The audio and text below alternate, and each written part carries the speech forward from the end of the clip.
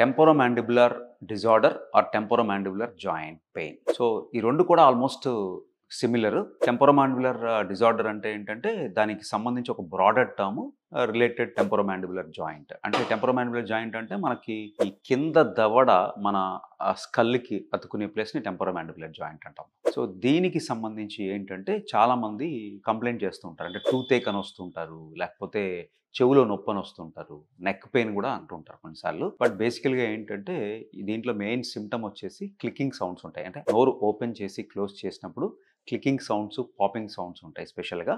So, ఇది మెయిన్‌గా ఎవరికొస్తుంది అంటే టీత్ మాల్ అలైన్డ్ అంటే టీత్ అలైన్‌మెంట్ సరిగ్గా లేకుండా వంకర టింకరగా ఉండి సో, డైరెక్షన్ ఆఫ్ ఫోర్సెస్ కరెక్ట్‌గా పడాల్సిన చోట పడినప్పుడు ఇది జాయింట్ మీద పడుతూ ఉంటుంది.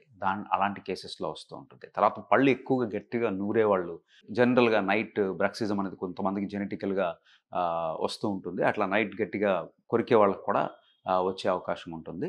సో, వీరిలో చేయాల్సిందేంటంటే మనకి ఏదైతే అండర్‌లయింగ్ కాజ్ ఉందో ఆ కాజ్‌ని మనము కరెక్ట్ చేసుకోవడం ద్వారా తర్వాత నోట్లో మౌత్ గార్డ్ అని లేకపోతే స్ప్లింట్ అని ఇస్తాం. అక్లూజల్ స్ప్లింట్ అని అలాంటి అప్లయన్స్ పెట్టుకోవడం ద్వారా అండర్‌లయింగ్‌ది కరెక్ట్ చేసుకుంటే మనకి ప్రాబ్లమ్ క్యూర్ అవుతుంది.